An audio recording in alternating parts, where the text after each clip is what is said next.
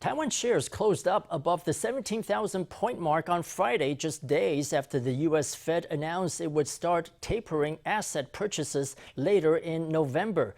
The Fed also announced it would not rule out raising key interest rates if needed over the coming 2 years. In Taiwan, central bank officials say Taiwan needs to be cautious in adjusting its interest rates in the future, as raising them prematurely could erode the purchasing power of everyday people.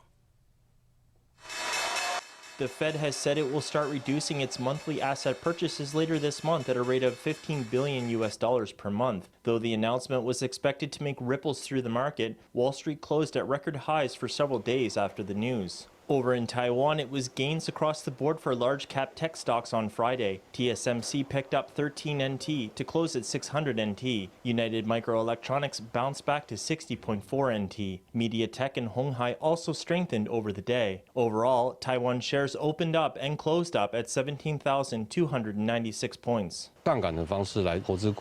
The Fed's reduction of asset purchases will bring up the cost of leveraged investing, but companies are performing even better than expected this season, which is traditionally peak season. The effects of that have counteracted capital outflows prompted by the Fed's announcement. It seems that's the direction it's taking. With good earnings reports both in Taiwan and abroad, it remains to be seen whether the Fed's tapering will have an impact on markets. The Fed also announced that it would not hesitate to raise interest rates if required during the next 2 years. Although the Taiwan Central Bank left interest rates unchanged for the 6th consecutive quarter, some officials are reportedly calling for tighter monetary policies. Some officials say that since Taiwan is a small open economy, it is time to consider a potential rise of key interest rates in the future and assess the long-term effects of low interest rates on the economy. They say an adjustment should be considered at the appropriate time. 如果通货膨胀的全球问题无解，而我们同时间又提过早的升息。